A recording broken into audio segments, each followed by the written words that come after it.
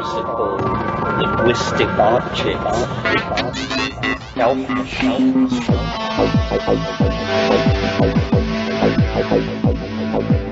Greetings from Cyberdelic Space. This is Lorenzo, and I'm your host here in the Psychedelic Salon. And if you're a regular here, then you probably are a little surprised that I'm posting another podcast so soon.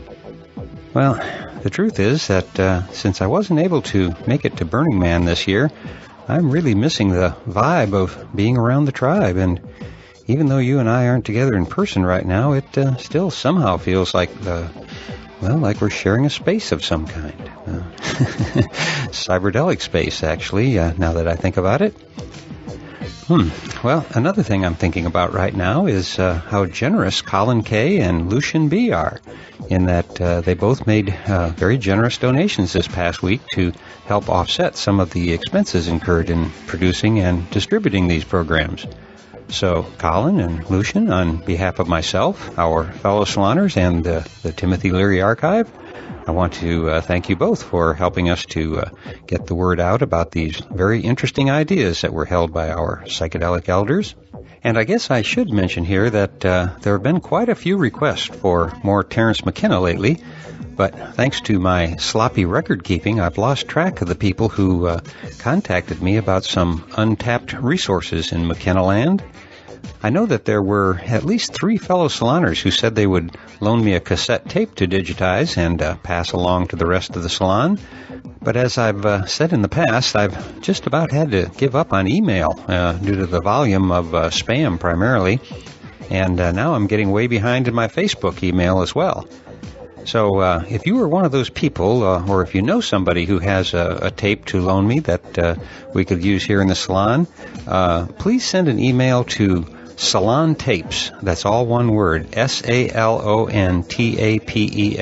Salon Tapes at Matrix Masters. That's MATRIXMASTERS, matrixmasters.com. And I'll send you my P.O. Box information.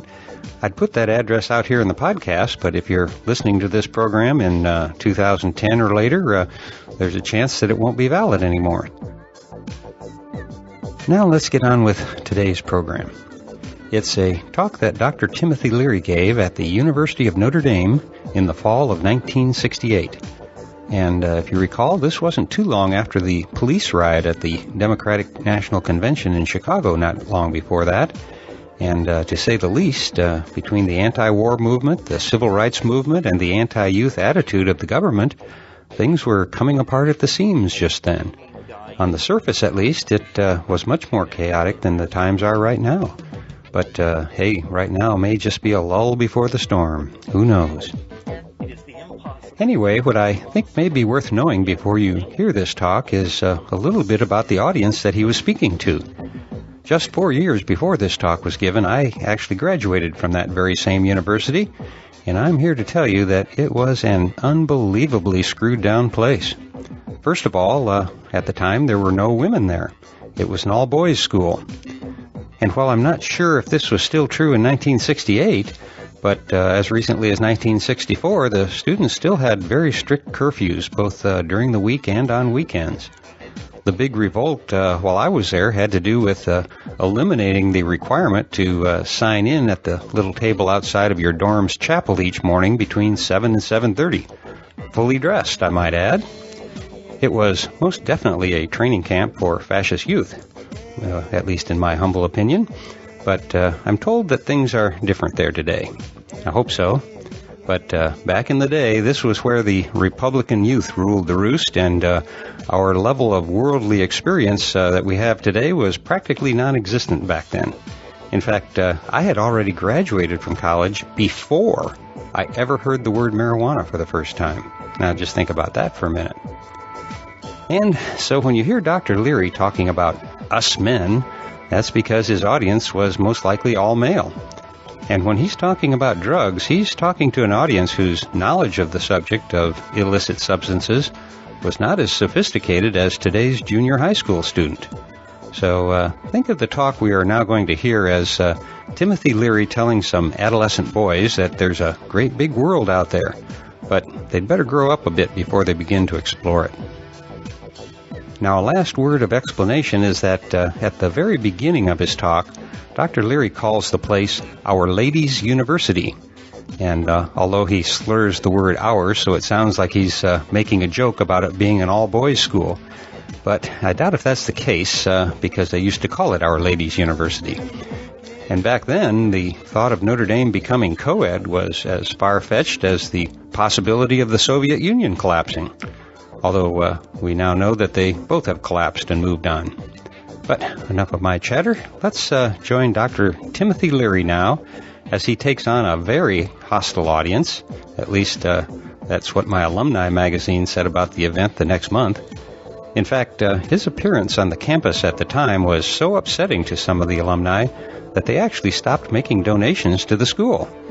Me, I'd just returned from Vietnam and was about to leave on a year-long deployment to the Atlantic, so I had no time for the non-military world back then. But thanks to the magic of electronics and the miracle of the Internet, you and I are going to time travel back to 1968 right now and line up on Timothy Leary's side as he takes on the Fighting Irish of Notre Dame.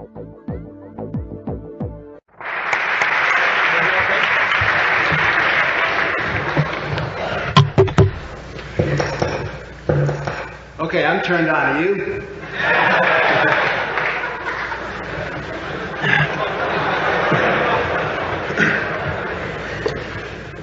Dear friends of Our Ladies' University, I want to say that it's a particular pleasure for me to be here. I've always wanted to come to Notre Dame. After all, how could you be an Irish Catholic boy from Massachusetts named Timothy Leary, too small to get a football scholarship? You'd have to dream someday of coming to the center of Catholic wit and wisdom to talk about God. Now, I must lay it to you right at the beginning. This is not going to be a debate. I hope, dear friends, it's not a disappointment to you in this year of debates and competitions. We got Hubert Nixon and Richard Humphrey debating all over the country. Of course, what the politicians debate about is really irrelevant because they're in basic agreement. I mean, they believe in the system and they just want the power to run it. So they give us the illusion of fighting fiercely about words and tactics and promises that we know, don't we, that there's no choice there. Now, what Dr. Cohen and I are going to talk about tonight is so important that there can not possibly be debate about it, because we're talking about a way of life. We're talking about religion.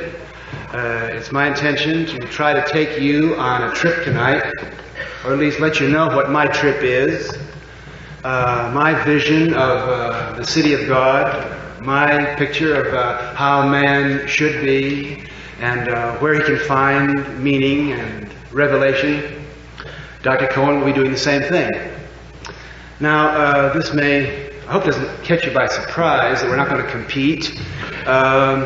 We just can't compete. It's not like, Notre Dame versus Oklahoma. No, it's presenting of religious points of view. And let me tell you a little bit about, like a scorecard ahead of time, if you don't have a program, about who I am and how I see Dr. Cohen. Dr. Cohen, I see as an eloquent and noble spokesman for the establishment. He's more than that. He's an eloquent and wise spokesman for a philosophy of life, a religious philosophy of life which has ruled this planet, or certainly the western part of this planet, for the last few hundred years. He may want to rebut me on this, but I see him as a rationalist, as a man devoted to science, who believes that little steps of a man's intellect and investigation lead to more and more knowledge, but never to an ultimate truth. I see him as humane. I see him as an intensely social person with a social conscience. I see him as a nobleman of the 20th century. He's the best representative of the empire. Now, what's the name of this empire? They forget. Greek, Turk, Rome? Oh yeah, the American Empire. In other days, I would have said that Dr. Cohen is the noblest Roman of them all. Now, my position is quite different. I don't buy this system at all. I think it's within minutes of collapsing. I try to live my life and look at the world about me with the eyes of someone who would live 50 years from now. So think of me, if you will, tenderly, as some sort of a mutant or someone from another planet, or perhaps someone caught in a time warp and suddenly popped on the stage here to talk to you about how things are going to be for your grandchildren 50 years from now. I have 3 themes that I'm going to weave together in my song or my psalm. 3 very simple statements. The first is one that's not strange to you, but it may seem surprising that someone would come before you today saying it. My first message is that the only purpose of life is the religious quest. The only reason for living is to seek God, to seek the divine experience, the divine union, the ecstasy, to get high and stay high. My second point is, oh, and by the way, see, I'm implying, maybe I better make it explicit, 50 years from now, people won't be worried about getting college degrees, or about Notre Dame versus its next Saturday's opponent, or about status, or about nationality, or about money, or about ambition. Come on, those games will be all over. Child's play, child's play. In 50 years from now, when computers and modern science made everything the time of leisure, when machines will do the muscle work and machines will do the head work, what's it all about? What's life all about? Why are we here? To build bigger and bigger machines, to do things faster and faster, and think more and more? In 50 years, everyone will know what I'm telling you tonight, that the only reason for being here is to get on this glorious adventure of finding the divine, unraveling the great cosmic mystery story. That's the only point, the ecstatic union, that is, get high and stay high.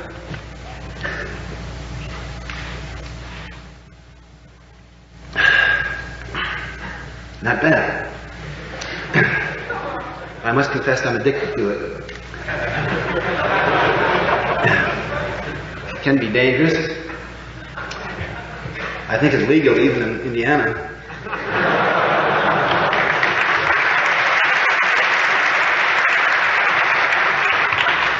But not in a month. My second point has to do with tactics. How to find divine meaning. 50 years from now, it will be a cliche that the way man will find God, the way man will have his religious experiences, the way man will control his psychology and his nervous system will be through the use of chemicals, biochemicals, not just like marijuana, LSD, but chemicals which are much more basic, much more powerful, much more in tune with this incredible instrument we have that we call our nervous system. To put it bluntly, my second point is that dope is going to be the religion of the future. And my third point is corollary to the first two, and that is that, you see, when you start playing with your nervous system, when you start taking psychedelic drugs, or when in the future man will be taking chemicals infinitely more powerful and more useful, everything's going to be much more complicated. You just can't drop LSD the way you slug a beer. It's much too intricate. So that in the future, before anyone turns on to marijuana or LSD or mescaline or the new sacraments which will come along, we've taken for granted that he will have mastered 21 spiritual disciplines, 21 yogas, if you will. So what I'm saying to you is, in my third point, that I don't think that any of you, or very few of you in this room, at the present time, have even an acquaintanceship with these 21 spiritual disciplines which would allow you to seriously and sincerely turn on. So I'm going to list 21 reasons why you're probably not ready to take drugs at the present time. Okay, 1, 2, 3. 1, the name of the game is God. 2, dope is the religion of the future. And 3, a list of 21 reasons why you're not ready to turn on. You're not ready to become an ordinary bourgeois, average citizen like me of the year 2001. Okay, the name of the game is God. You know, as I read the paper, which I rarely do, why let them copy mine that way, or Time magazine, and I see what's going on in this planet, in this country, it really is amazing. There probably has never been a time, I know there's never been a time in human history when there's been more destruction and more hatred apparent and finger on the trigger. Oh yeah, Dr. Cohen will tell you that there have been times in the past, many times in the past, when men have murdered and raped and men have done terrible things to each other and to their women. Sure, there's often racial prejudice and neighbors fighting and religious warfare and so forth, but there's never been a time, obviously, when an Arab dictator or a crazed Chinese dictator had that button there that he could press, or where the entire planet is looped up into Marshall McLuhan's global village so we know exactly what's going on, or where there's been such an intensity of hatred, north, south, black, white, east, west, you name it. And the interesting thing to me about this, because that doesn't worry me, because we've been through this many times before, and we know how the problem's solved. We don't lose our cool over politicians fighting and all that, because we know what happens. We know that God always sends a man down, a group of men down to lead us back. But the thing that interests me today is, where is the voice of God? Hey, where is it? Who's saying it? Where are the men and the women that have come to our rescue in the past and stood up naked with that light shining out of their eyes, and you know they've been so turned on by some revelation, there's no mistaking, just to be near them and you feel it. And they remind us of the truths that we tend to forget, that we're all brothers and sisters, regardless of any of these other differences, that we're one with every other form of life, mammalian and vegetable, and that the whole thing is a unity, and that we're here for one reason and only one reason, to make love, to love God, to love our women, to love our children, to love our friends, to love people of different origins. Come on. We know that. We know that's the only message. And who's saying it today? Where, dear friends, are the voices of organized religion? Cocking our minds and blowing our minds with that old message, so we can't possibly mistake it. I look around at the Jewish rabbis, wonderful, humane, intelligent, wise men, and I hear them concerned about the state of Israel, and about peace, and about poverty, and about raising money for their new synagogue in the suburbs. And I'm really scared because I look to the Catholic Church, which for 2,000 years has given us the divine message. And at every crucial time in human history, when the dark night of the soul, when it looked as though we were going down, there was a St. Thomas or a St. Augustine with his vision of the city of God on earth, or a St. Teresa babbling as though she'd taken LSD, or St. John of the Cross, or even a Pope John. And what are the Catholic voices saying today? I hear 70 and 80-year-old cardinals in their quavering voices attacking the young priests and nuns about birth control. Wow.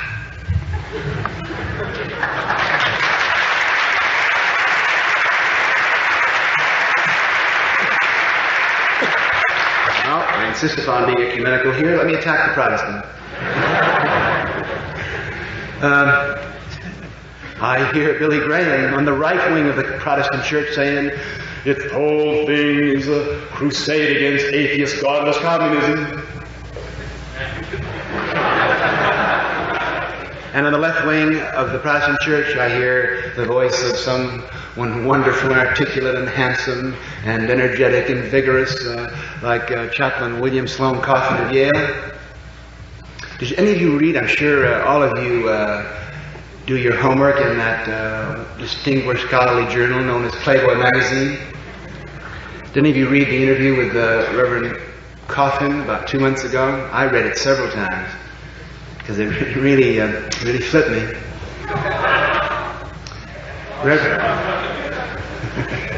Reverend Coffin was asked, Chaplain Coffin, what can the church today do to bring the young people back to religion, back to established creeds? Reverend Coffin had the answer to that. He said, "I'll tell you what the churches have to do, of all denominations, to bring the kids back to the fold.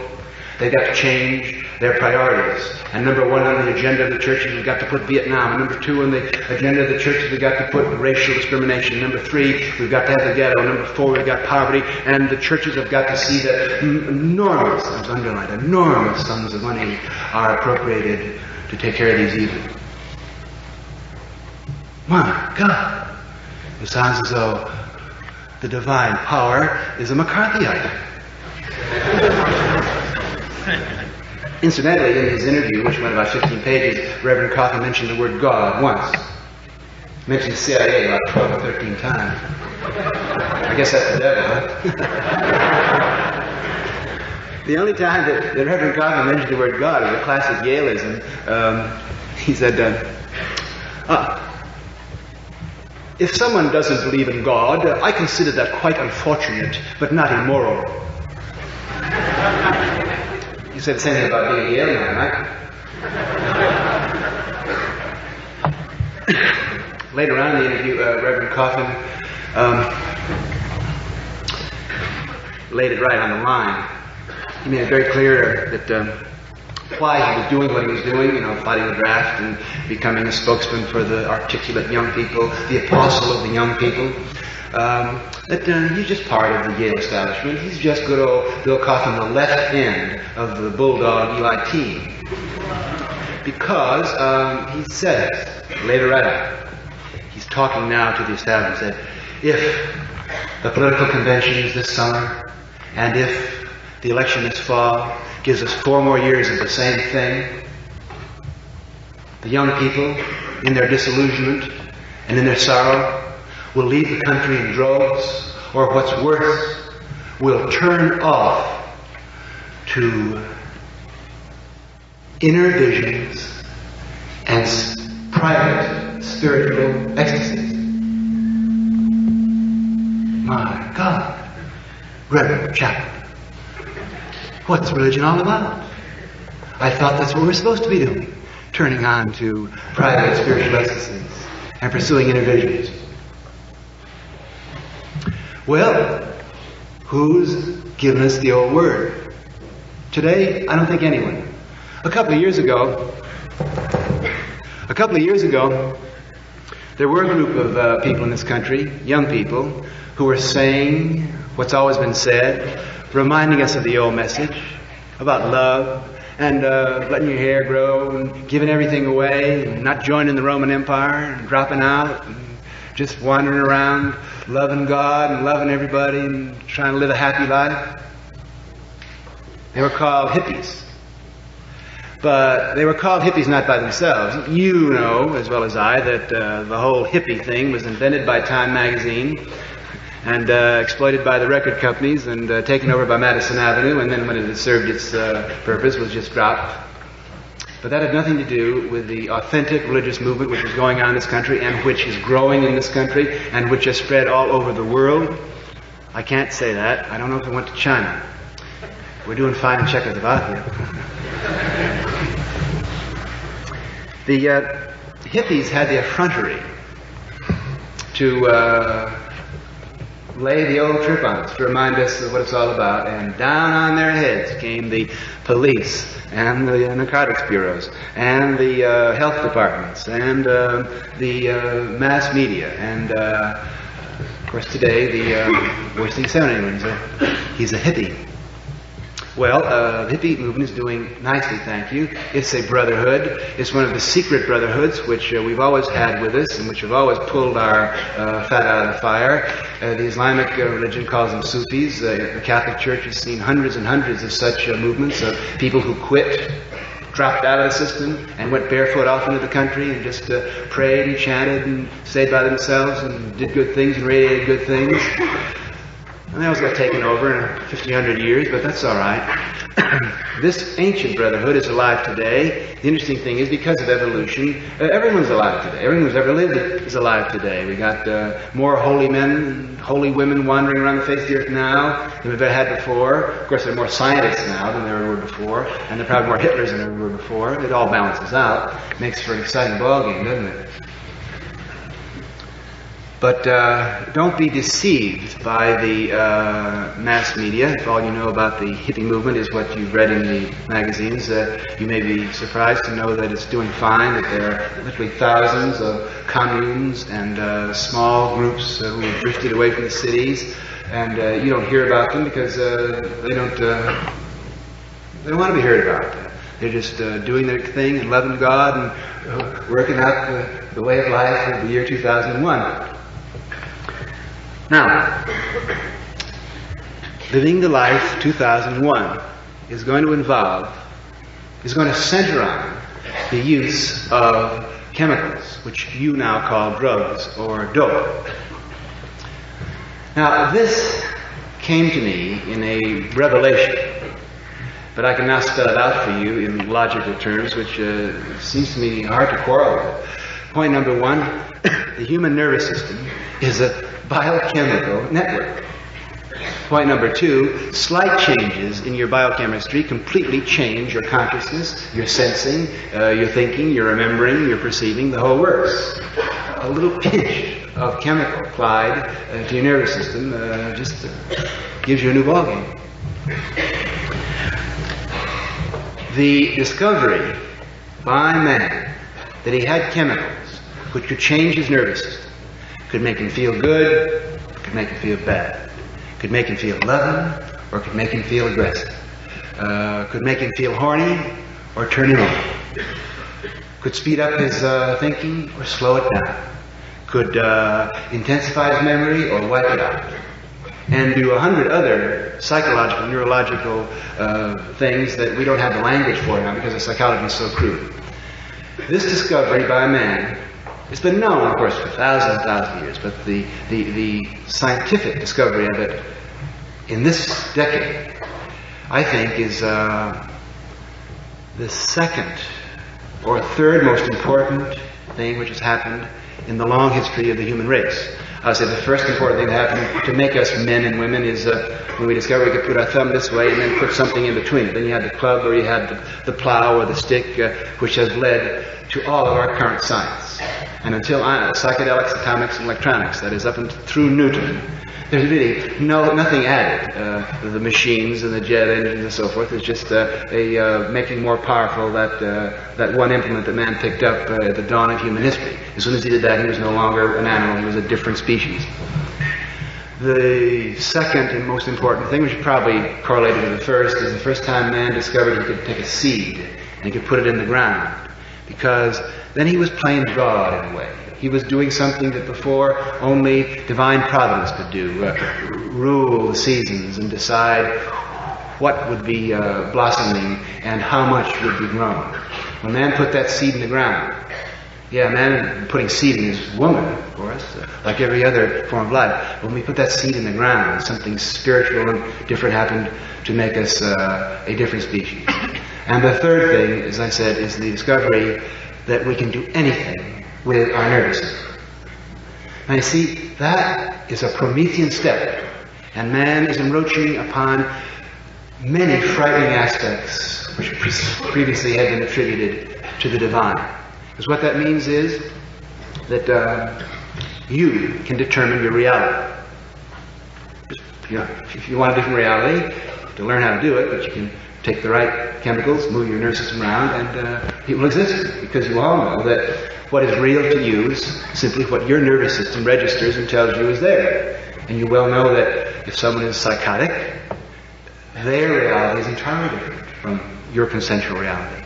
Or if someone takes a powerful psychedelic like LSD, again, reality is entirely different, or multiple.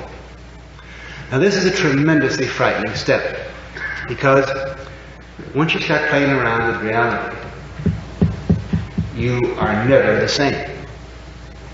You've taken that big step, because once you start playing around with your inner reality, with the center of your consciousness, from that point on, you're never quite sure what's really real. Because you realize how flimsy, how artificial, how accidental what we consider real is. Notre Dame, South Bend, Indiana, Joe Jones, United States of America. Just an accident of biochemistry, neurology, and pharmacology. And be entirely different. It's pretty frightening, because once these realities begin to move around, it's all moving, it's all changing. Where was that nice cozy place I used to have back in Notre Dame? Yeah, with beer on Saturday night and all that, yeah. Because it's just one of any number of possibilities. Now, there's no backing away from this. Electronics, atomics, psychedelics are here to stay. We're going to have to learn how to use them. And baby, we're going to have to summon up all of the wisdom and the spiritual help, and we're going to need all the prayer and the virtue that ever been needed in the past has got to be brought to focus on this new development which is going to take place. Now, even today, in primitive caveman 1968, we have chemicals which can move consciousness to at least 7 different levels. Let me try to give you a specific example of what I mean by that. In about 2 weeks I have a book coming out called The Politics of Ecstasy. This is the theology of our new religion. I have a book came out this week called High Priest, which is the first volume of our Bible. What's a Bible? The Bible is simply the record of the mistakes and the aspirations and the accidents and the triumphs of a group of God-seekers. Now, in this theology, Politics of Ecstasy, I suggest that it's useful to think of 7 levels of consciousness. And for each level of consciousness, there is a natural chemical in your body, or there's a chemical which you can get from plants and vegetables out there which are also natural, to move your consciousness to any one of these 7 levels. I won't go into the details here, I'll simply list them. Sleep, stupor, emotional stupor, symbolic consciousness, that's ordinary thinking, sensory awareness, where everything is sensual, somatic awareness, where you're in tune with your body, cellular awareness, where you're in tune with the DNA code and can decipher that and take the reincarnation through. And 7, the level of just electrical information, which your nervous system can decode, which, for the standpoint of alliteration, 7 S's I'll call solar. Now, the interesting thing is that there's a drug that can produce each of these states. Not only that, there are combinations of drugs which can produce, you have a table of 7 times 7, 49 different experiences by just combining drugs. That means you take any part of it in your life, and there are like 49 ways, at least, of having that experience. Let's take, for example, the orgasm. There are at least 49 different types of orgasm. Now, most adults are familiar with a sensory type of orgasm, or a symbolic type of orgasm where the mind is still there. Or if you had a few slugs of whiskey, you're probably familiar with the alcoholic orgasm, which is better forgotten about the next day. Merciful amnesia of alcohol. It is right now possible to permute and exponentially expand this experience, which many of us consider to be the key spiritual ecstasies of life. The point I'm making is that discipline, study, know-how, in fact, a lifetime of practice and experiment is needed to deal with the energies of the future. That's why I suggest that at least 21 spiritual disciplines or yogas will have to be mastered if you're going to be just the average person of the year 2001.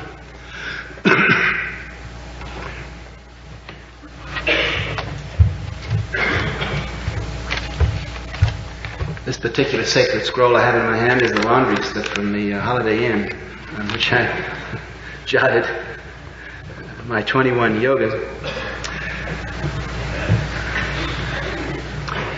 Most of you aren't ready to take psychedelic drugs now because you haven't done much work on the yoga of the senses.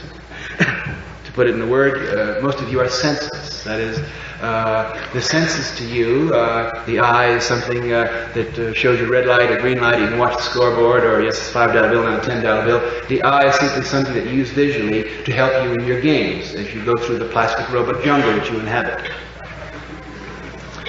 The ear similarly to get cues. You listen to the radio, television, you listen to your lectures, you listen to music. Listen to music. Ah, that's interesting. Be careful. One of the interesting byproducts of the psychedelic revolution, of course, is the acceleration of interest and experiencing in the sensual domain.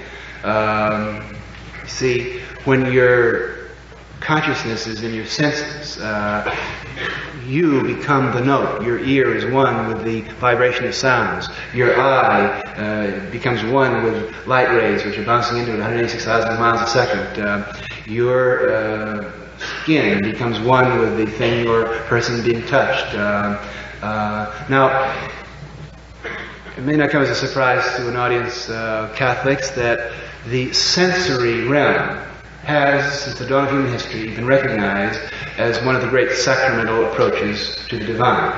And any religion which has lasted for any time at all has utilized the sensual experience as a way of turning on the beholder, getting him high, getting him elevated to a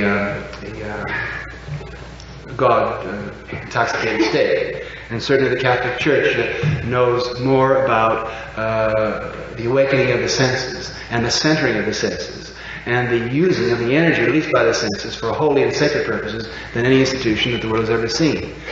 Wow, you're walking with those medieval cathedrals, Notre Dame or Chartres, the whole thing's a sensory trip. It's that rose window, the end. That's a mandala, shaped exactly as the retina of the eye. A mandala just pulls you right in, so that you just disappear in that blind spot in the center of the retina out there, which sends the retina in your eye. Whack! You're high. The Gregorian chant, based on a drone, just like the Hindu music of Ravi Shankar. It's a drone. It's that beat. It allows you to center yourself, like the center of the rose window at Chartres. The incense, the genuflections. You move your body in such a way that you know you're not playing a game of football or of making out or any of these things. You're in a position, kinesthetic, posture, your body, your sensory, muscular stuff is telling you that you're playing the metagame, that you're seeking God. Now, of course, the marijuana boom of the last 5 years has tremendously intensified our interest in the senses. Marijuana is specifically the chemical which turns on the senses. The mind turns down a little, and instead of the emotions coming up the way it does in alcohol, the senses become alive. Most of our music, most of our young art today, as you know, is sensory art, it's marijuana art. When the Rolling Stones get together with the Beatles in that studio in London, they get high. And they goof around for hours and hours and hours and hours, and then later they come down, they edit it, and then it's sent over here to be heard by people who are high.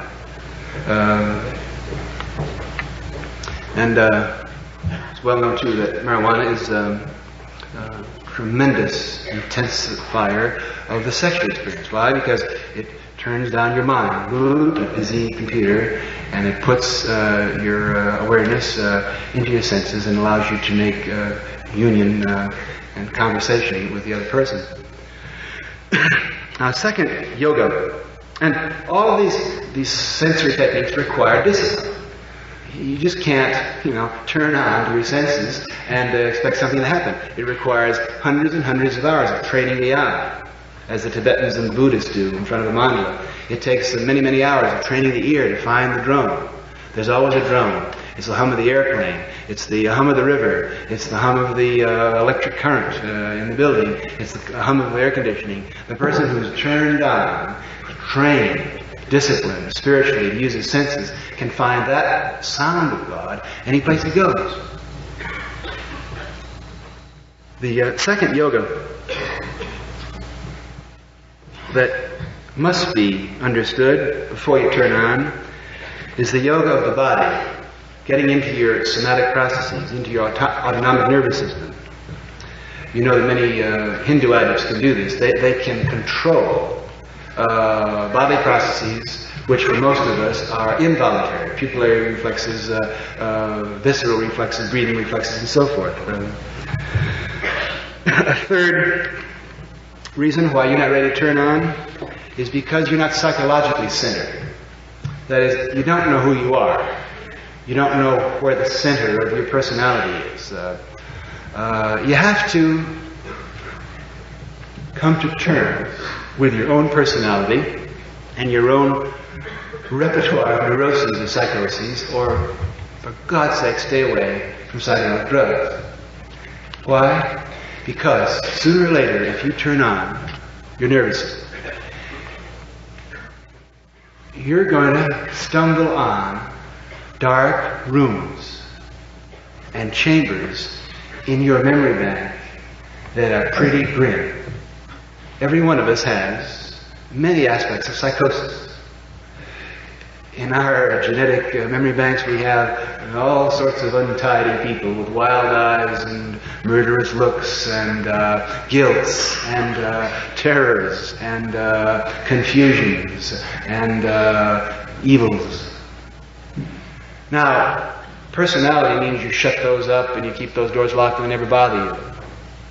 But when you turn on, any door can fly open because nothing is hidden. You see anything that's around, and you might confront certain aspects of yourself that flip you out, so weird and freaky that you're going to scream for a doctor and run.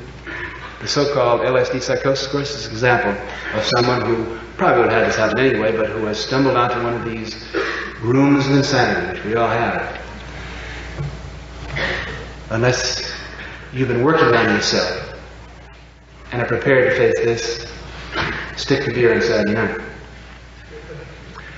Now, I'm not going to be able to tell you much detail about these 21 yogas, so I'm going to run through some of them. A fourth yoga, which most of you have not mastered and must master, and which your grandchildren will have mastered, is the yoga of diet. See, the sad fact of the matter is you are what you eat.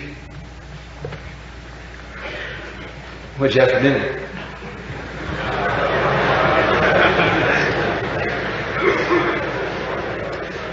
See, when you turn on to your nervous system, you can suddenly be catapulted into confrontation with your own digestive tract. Now, as Puritan Americans who believe in cleanliness, we don't like to face the fact that dirt is just as much part of life as cleanliness, and that all life comes, as a matter of fact, from manure. There are all sorts of untidy things we don't like to face, but the fact that we have 200 yards, of the lower intestine that is filled with decaying and rotting food that was down there in this part of our body. But when you take LSD, you are aware, can become aware of this brute biological fact. I remember the first time this was brought home to me is the first time we ever gave LSD to Richard Alpert. We were at Harvard, and we went to his apartment, and we were having a fine experience there. And during the session, Richard went out to his kitchen. At that time, Richard Alpert had one of those shell-the-door refrigerators, and he opened the door, and Richard got next to it, and he opened the door of the refrigerator so that it came in front of his body, and he put his chin on the upper door of the shelter door. And we were looking at him, and then you see his head, and there was his body, right? And oh, we're right. You get the picture, you know. Plastic this, and saran wrap that, and rotted this, and where did those chops come from? And, you know. And then Richard began looking down at his own belly, and a little sweat began down here. Richard was eating brown rice at the moment.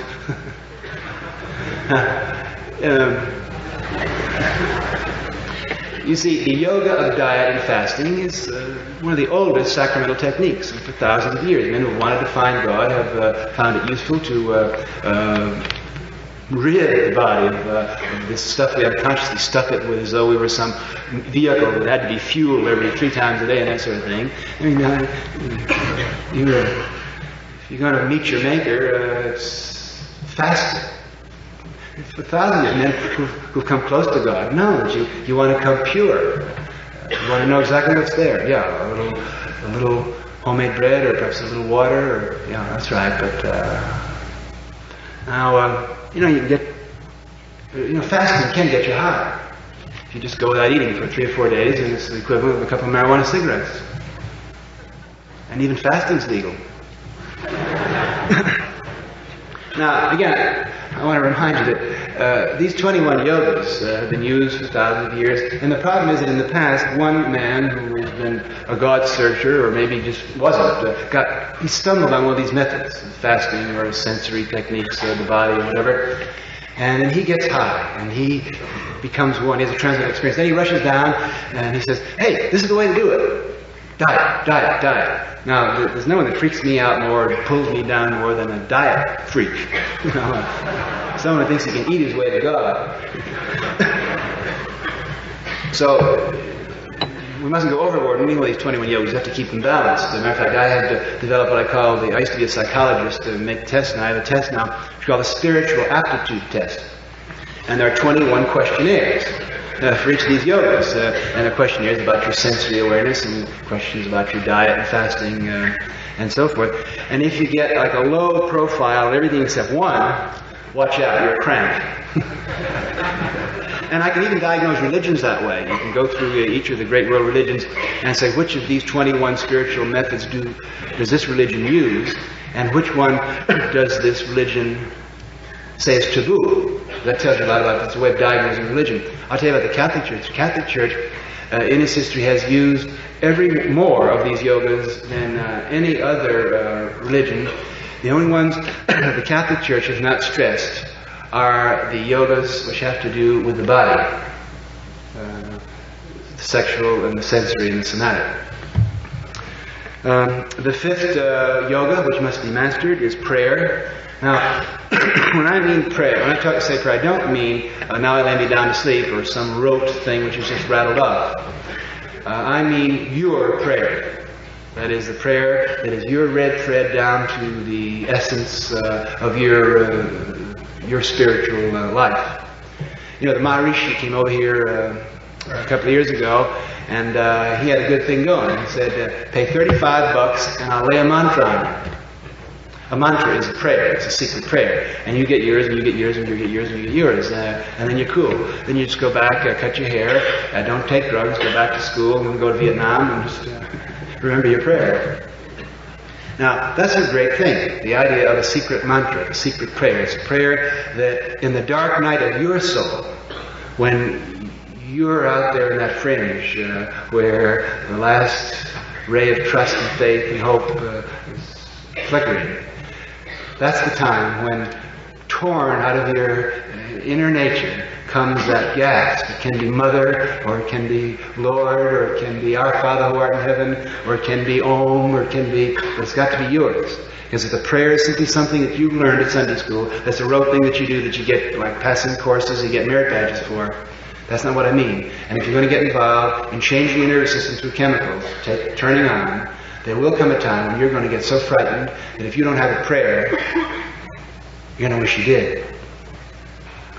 The sixth yoga is the yoga of meditation and solitude. The seventh yoga is the yoga of what I call black magic, or dealing with evil. There is evil in the world. There are forces and there are people that wish power and control over other people for their own purposes. There are people who, in the Faustian sense, make the contract with the devil. Oh, they don't do it in that romantic sense. They don't sit in their study at night and drum up Mephistopheles and, that sort of thing. But some night, when they're lying in bed, they've made that contract. They say, if I can only get to be president, or if I can only get to be head of the department, or if I can only get $1 million, or only get that girl. And then they begin doing what they know is wrong. That is, copying minds, pressing buttons to get people to do what they want. There is black magic. Those of you who've seen the movie Rosemary's Baby saw a very crude example of this. Now, the problem is that if you start expanding the nervous system, you start turning on, you start moving into the future, there will come a time when as your X-ray, telescope, microscope consciousness moves around through all the shutters of the consciousness, you're going to see evil. You're going to see that there are people around you or forces around you that are trying to get control over your mind. Matter of fact, many of them are running for president right now. And you're going to have to learn how to recognize and ward off and deal with evil. And when the primitive Catholic Church, or Catholic Church in countries which are less civilized, than ours, you have peasants warding off evil, baby, I go for that. I believe it. The eighth yoga is the yoga of earth survival. You've got to be able to train yourself to be naked in any spot of the earth and know that you can live in the jungle or the forest or somehow get back down and keep yourself going, because if you don't, you're a plastic robot just here at the courtesy of General Electric and General Motors. The ninth yoga is the yoga of pilgrimage, or the sacred place. There are sacred places. Everyone should have at least one sacred place. It really makes you feel quite forearmed and quite centered if you know that there's some place in the world, hopefully close to you, where with an hour or 2 or 3 or a day, you can get there. And the minute you get your foot on that holy territory, you know you're close to God. It can be a mountaintop. I'll give you a few tips. Mountaintop's the best place to get high. I mean, a mountaintop? There's nothing between you and the whole galactic, cosmic, celestial system except just all there. You look down from the mountaintop and you see how you used to be and how you used to strive and compete and all that stuff down there. Mountaintop, of course, it's got to be a special mountaintop. You just can't sign up for them like you sign up for a cruise. You got to really work for it. Waterfalls, places by remote mountain streams, desert, great place. Been known for 1,000 years. Just go out in the desert, immediately you're going to peel off all the plastic and the computer stuff and look around, there's nothing there except God. Not one man-made thing. Pretty soon you begin to see that you're not man-made either. If you don't have a sacred place, stick to beer. A 10th yoga is the discipline of reading cyclical events. It's called prophecy, prediction. I don't care how you do it, tea leaf reading, astrology, computer predictions, biorhythms, but you've got to have some way of conceptualizing and seeing each day as part of a sequence in which you have ups and downs and goods and bads and darks and whites and so forth, but that there are predictable sequences. Your wife is going to have her menses once a month, and you're going to be better certain days of the month, and there's certain hours of the day, and there's certain seasons of the year, and certain years of your life when these forces, which science will know more about in the future, but we don't know now, are operating, make you a puppet unless you have some way of looking for these sequences. Well, that's another thing. The Catholic Church has forbidden for many years any form of prognostication, although in the early years of the Catholic Church, and certainly at that time, forecasting and astrology was not a Sunday supplement fad, but a very serious and thoughtful way of relating man to rhythms that he didn't understand. The 11th yoga is the yoga of sex. Now, when I say sex, I don't mean Playboy magazine. I don't mean any of the sexual controversies that are swirling around college campuses these days. I refer to the fact that for perhaps the majority of religions in world history, the union of male and female has been seen as the most direct way of finding divinity. Makes perfect sense. It happens to be one of the central tenets in our series of yogas. As I look around at the findings of modern science, physics, biochemistry, and you name it, botany, biology, there's this one rule. There's a proton and there's an electron. Two become one to create the new life, the new energy. Two that are opposite merge to become one and start the new thing going. Two that are separate and isolated and dying merge, and lo and behold, the eternal flame starts again. In the genetics of Watson and Crick and our new biology, it's the guanine and thymine, those 4 amino acids. One is like this, and one is like this. Click. And the RNA things runs around. Look, where is she? Where is she? Hey, where is she? Gotta find her. There she is. Two made one. The mystery. Two made one. Rebirth. Now, the yoga of sex is this contract made between a man and a woman. That, oh, I don't want to marry you because we like to bowl together, or we like to dance together, or you'd be a good mother to my children. No, all these things are great, but yeah, and there's that spark there, right? Yeah, you gotta have that click. Yeah, but there's more than just that, isn't there? Yeah, our contract is that we're going to find God together. We're going to take the spiritual trip together, so that everything we do is not just my career and your home. Everything we do is a continual process of turning on, getting higher and higher, so that we will grow. The little puppet that met at Notre Dame, and what is it, St. Mary's, then he began to unfold, and like two plants that become one, each experience, each aspect becomes part of this sacramental union. The 12th yoga is the yoga of parenthood. And by parenthood, I don't mean that you have children, that you send off to school, high school, and college. I mean your parents as well as your children, particularly your parents. The average American, the average Westerner, has very little connection with his roots. This is something that we learned from the East and forgot. In the days when America conquered Hawaii, when the missionaries went over there to do good and ended up doing well, went over there to take these holy, naked, sacred people and put New England winter underwear on them in summer so they'd be holy. Every Hawaiian knew who he was. I'm Kyoko, the son of Kyolo, who was the son of Mahahi, who came with King Kamehameha to the island, who then came back for 800 years. Any Hawaiian could tell you where he came from. So when he walked around the island, he wasn't a robot Westerner. I'm Joe Jones, and my father, my dad, and mother. Yeah, well, they're separated, but one is in Reno, and one. He knew that he was the final apex of a glorious vegetative life pyramid that went back, and pretty soon it just merged with the earth. He was the eye of the great serpent coil of life that he knew where it came from. Unless you know that, there comes times during LC session when you face yourself in the mirror of your soul and you see that you just don't know who you are. The 13th yoga is the yoga of ritual. By ritual, I mean what you think I mean by ritual, but I mean a ritual that you have worked out experientially, that turns you on, that has to be the way that you run your life. Ritual is very important. Ritual is to the science of religion what the experiment is to external science. It's a way of focusing, it's a way of channeling and controlling and harnessing energies which are far greater than the human mind can deal with.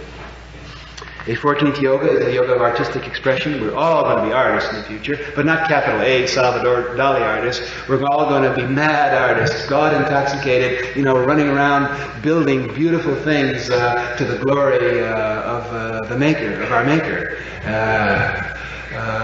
We're all artists anyway. We're all painting, we're all building our sharp cathedral, whether we know it or not, and some of them look pretty shoddy, don't they? In the future, the main purpose of man's doing things with his hands will be glorifying and beautifying and reflecting externally the best you can the glory of the internal revelation you've received. The 15th yoga is the yoga of power. You're going to have to use all sorts of power, as turned on, holy, God-intoxicated people have always been able to do, not for yourself, for your own prestige, but just flowing through, get it out, use it, more will come. The 16th yoga is the yoga of the obedient brotherhood, which perhaps only the Catholic Church in the Western world has maintained. I belong to such a brotherhood. You all will in the future. Your kids will. You won't be living in a block with your neighbors and you belong to the Elks and the Bowling Club. All of you, or all of your children, or your grandchildren will belong to spiritual tribal groups that would give their lives and their blood and their body the sacred honor to keep the spiritual search going. The 17th yoga is the yoga of the sacred book. The sacred book is tremendously important. It always has been. Do you got a sacred book that you really consult and you put in your suitcase every time you go? I mean, getting Bible is there in the hotel room when you get there. I mean, a book that's your book that you look at every day and that you consult at moments of crisis and spiritual turmoil or secular turmoil. Do you see, the glory and wonder of a spiritual book is that it's a reminder that we're not the first people that have done all this. It's been done over and over and over again. And the sacred book is the guidebook. It's the notes on the trip that have been passed on by searchers and successful pilgrims in the past. I don't care what the book is. It may be Matthew, Mark, Luke, or John. It may be some chapter of the Bible. It may be the I Ching. It may be the writings of the turned-on saints, but it's got to be your special book that keeps you in touch with a long line of spiritual searchers. Well, I'm going to stop now and just tell you that the 21st yoga is the yoga of drugs. This is the Maha Yoga. This in the future will be the key yoga. And the child will be taught that you can't start taking LSD in first grade, Junior, until you've mastered the 20 yogas. Of course, when I say master, I'm using the wrong terminology. These 21 paths to the divine are not things that you sign up for like a course in college, or you don't win a merit badge. Well, I got a merit badge in meditation, now I'll get a merit badge in finding a holy place. Not that. The glory of this search is that it's endless, that the more you get involved in any one of these yogas, the more complex, the more energy you put into it, the more you think about it, the more you try it, it just keeps unfolding, and it's endless in its delights and its challenges. In summary, dear friends, I want to tell you that it's all a trip. Where is the east, the direction east? You know? Like, where is Rome? That way? That east? Okay, that's east. That's west. Okay, the trip started there. We all came from there. We're all going there. It lasts maybe 80, 90 years. And the trip can be anything you want it to be. Like it or not, ready or not, you write your own ticket. You control the instruments of consciousness. It can be any kind of trip you want. It's going to be the trip you want. Make your paranoias big, baby. The trip can be serious, heavy, responsibility, suffering. The trip can be competitive, active. The trip can be quiet, serene. The trip can be glorious, loving God, loving yourself, loving your woman, your mate, loving everybody. It's what you make it. Make it a good one.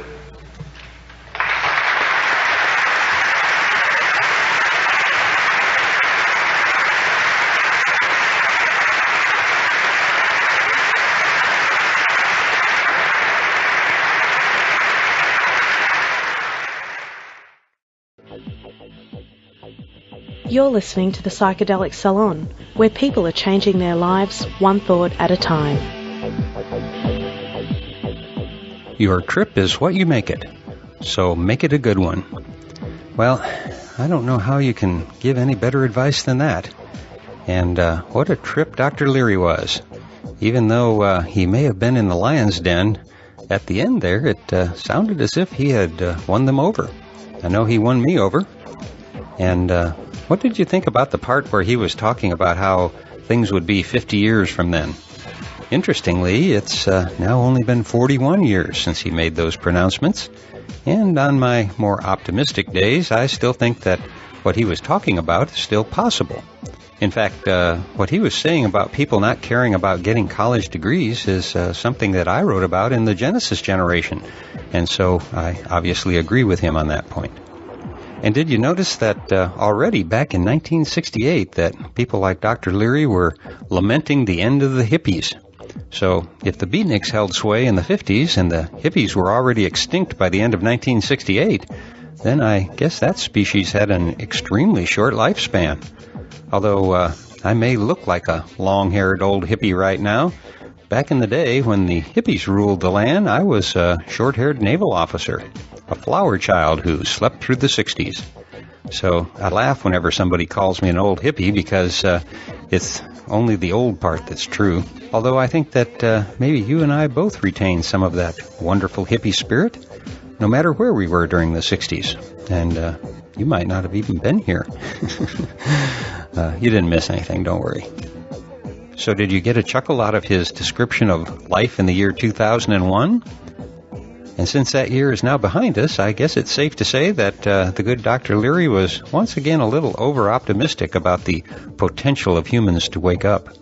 Of course, today I do know many, many people who fit the mold of a 21st century human that he described, and I'm sure that you know a lot of people like that too. And if you don't, well, then start looking around more closely because we're everywhere. But I doubt if there were any hippie sympathizers in the audience when Timothy gave the talk we just heard. To give you a little better picture of the event, I understand that it was held in Washington Hall, which is in an auditorium that was built in 1881. And it's where they used to show the free movies on weekends to keep the boys out of the bars. In fact, they began showing movies there in 1916. And the room holds around 600 people, and it sounded packed to me. I had to laugh at the fact that his mention of the church's absurd stand on birth control got a huge ovation, but when he mentioned the O word, there was a protracted silence. Probably because at the time they were still teaching that orgasms were bad. My guess is that it was actually a shocked silence in that they'd never heard the word orgasm mentioned in public before. Just listen to that part again, and I think you'll see why my character Will in the Genesis generation did the fuck you, I quit dance, which seems to be a comedic highlight of the book that most people seem to remember. And something I'd better remember to mention is that either this week or next, my good friend KMO will be podcasting an interview with me in his Sea Realm podcast, which you can find at C-Realm Podcast, C-Realm Podcast, C-Realm Podcast.podomatic.com. And if you haven't heard any of KMO's programs yet, you don't know what you're missing. Two of my recent favorites in the Sea Realm were the interview with Douglas Rushkoff, who has a compelling new book out titled Life, Inc., and his podcast number 166, in which Neil Kramer interviews a farmer on whose land a crop circle recently appeared. And if you follow that phenomena, I highly recommend listening to this interview, as there is very little information from the farmer's point of view, and what James Shepard has to say puts yet another gloss on this fascinating story. And if you want to create your own fascinating story, then why don't you join me and a few thousand others in 2 weeks at the Symbiosis Gathering that will be held somewhere near Yosemite National Park. As you already know, no doubt, there are now somewhere around 180 bands and DJs that'll be there, not to mention several days of workshops and presentations of various kinds. I'll be speaking there about something that a lot of us have been kicking around for a while now, which is If we are the ones we've been waiting for, then why are we still waiting? Also, I'll be emceeing the talks on Saturday, so if you get a chance to stop by the area where the presentations are taking place, or come by the Arrowwood tent, where I'll also be spending a lot of time, I'd love to see you and say hello. I'm really looking forward to this gathering, and I now understand that quite a few of the people from the recent Oracle gathering will be there as well. And you can find all the details at symbiosisgathering.com. And it looks like another family reunion is going to take place there. And for you burners who are just now dragging yourselves back from the playa, well, what can I say but bravo. I watched a lot of John Graham's video webcast of the week, and it looked to me like you are most definitely veterans of the dust again. And what was up with the man this year? I watched until 11:30, and he still hadn't fallen down. I guess all of the parties got started quite a bit later this year. Anyway, I hope you all made it home without too many injuries, and that you had a fantastic time. I sure was there with you in spirit. Well, that should do it for now. And so I'll close today's podcast again by reminding you that this and all of the podcasts from the Psychedelic Salon are freely available for you to use in your own audio projects under the Creative Commons Attribution Non-Commercial Share-alike 3.0 license. And if you have any questions about that, just click the Creative Commons link at the bottom of the Psychedelic Salon webpage, which you can find at psychedelicsalon.org. And for now, this is Lorenzo signing off from Cyberdelic Space. Be well, my friends.